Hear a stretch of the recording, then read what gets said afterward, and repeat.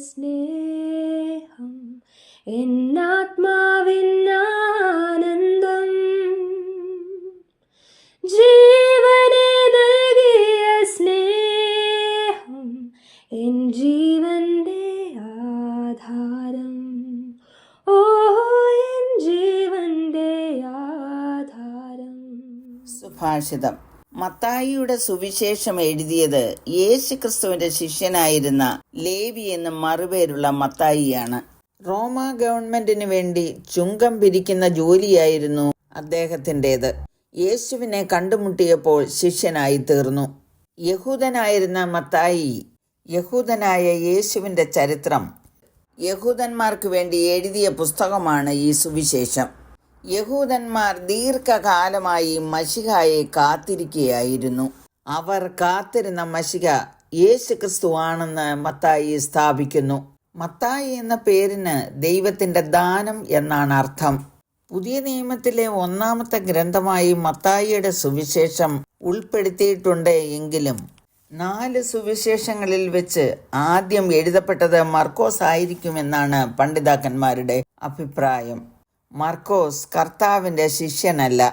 പൗലോസിന്റെ 1ാം മിഷനറി യാത്രയിൽ അദ്ദേഹത്തെ അനുഗമിച്ചിരുന്ന വ്യക്തിയായിരുന്നു യോഹന്നാൻ എന്ന് മറുപേരുള്ള മർക്കോസ് എന്ന് അപ്പോസ്തല പ്രവൃത്തി 13:13 രേഖപ്പെടുത്തിയിരിക്കുന്നു. അപ്പോസ്തല പ്രവൃത്തികൾ 12:12 മർക്കോസിന്റെ അമ്മയായ മറിയയ്ക്ക് യെരുശലേമിൽ വിശാലമായൊരു ഭവനം ഉണ്ടായിരുന്നു എന്നും യെരുശലേമിലെ വിശ്വാസികൾ അവിടെ പ്രാർത്ഥനയ്ക്കായി കൂടി വന്നിരുന്നു എന്നും കാണുന്നു. മർക്കോസ് എഴുതിയ സുവിശേഷത്തിന്റെ ഓരോ അധ്യായത്തിലും മശിഹായുടെ മഹാജീവിതത്തിന്റെ കേന്ദ്ര ബിന്ദുവായി വിളങ്ങുന്നത് യേശുവിന്റെ ത്യാഗപൂർവമായ സേവനമാണ്. പിതാവിന്റെ ഇഷ്ടത്തിന് കീഴ്പ്പെട്ടുകൊണ്ട് പ്രവർത്തനങ്ങളിൽ മുഴുകി മുന്നോട്ട് നീങ്ങുന്ന ഒരു ദാസനായിട്ടാണ് മർക്കോസ് യേശു കർത്താവിനെ അവതരിപ്പിച്ചിട്ടുള്ളത്. തന്നെയുമല്ല, യേശുവിൻ്റെ പ്രഭാഷണത്തെക്കാൾ സേവനത്തിന് പ്രാമുഖ്യം നൽകി എഴുതിയിരിക്കുന്നു. യേശുവിൻ്റെ അടുക്കൽ കൊണ്ടുവന്ന സകലവിധ ദീനക്കാരെയും ഭൂതഗ്രസ്തരെയും അവിടുന്ന് സൗഖ്യമാക്കി. നാനാവ്യാധികളാൽ വലഞ്ഞിരുന്ന അനേകരെ യേശു സൗഖ്യമാക്കി. മർക്കോസ് എഴുതിയ സുവിശേഷം 1-ാം അധ്യായത്തിൻ്റെ 40-ാം വാക്യത്തിൽ ഒരു കുഷ്ഠരോഗി അവൻ്റെ അടുക്കൽ വന്ന് മുട്ടുകുത്തി, നിനക്ക് മനസ്സുണ്ടെങ്കിൽ എന്നെ ശുദ്ധമാക്കുവാൻ കഴിയും എന്ന് അപേക്ഷിച്ചു. യേശു മനസ്സലിഞ്ഞ് കൈനീട്ടി അവനെ തൊട്ടു. മനസ്സുണ്ട്, ശുദ്ധമാക എന്ന് പറഞ്ഞ ഉടനെ കുഷ്ഠം വിട്ടുമാറി അവന് ശുദ്ധി വന്നു. കുഷ്ഠരോഗികളെ അകറ്റി നിർത്തുവാൻ വേണ്ടി ജനം അവരെ കല്ലെറിയുന്ന കാലമായിരുന്നു അത്.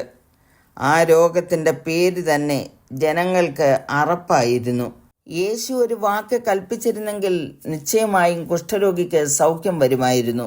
യേശു മനസ്സലിഞ്ഞ് കൈനീട്ടി അവനെ തൊട്ടു എന്നാണ് അവിടെ എഴുതിയിരിക്കുന്നത്.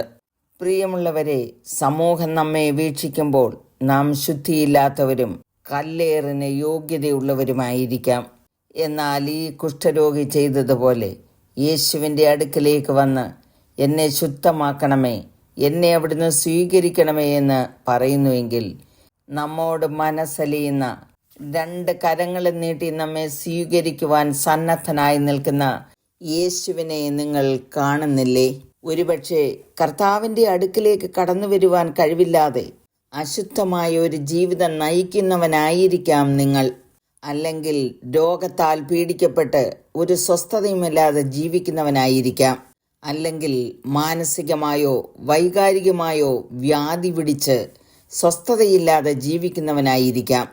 നിങ്ങളുടെ അവസ്ഥ ഏതായിരുന്നാലും യേശുവിൻ്റെ അടുക്കിലേക്ക് മടങ്ങി വന്നാൽ 2 കരവും നീട്ടി നിങ്ങളെ സ്വീകരിക്കുവാൻ സ്നേഹനിധിയായ യേശു കാത്തു നിൽക്കുന്നു.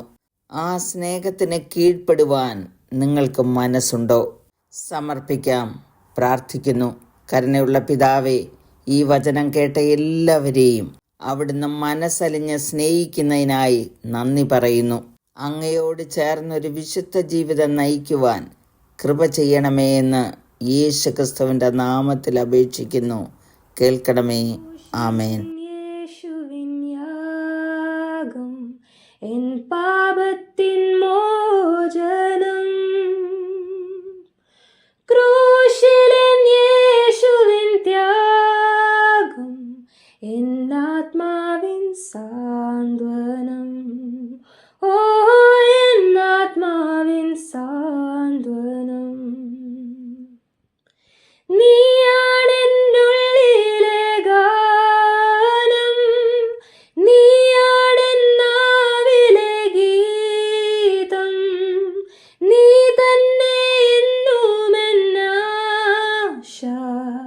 നിൻ മുൻപിൽ വണങ്ങുന്നു.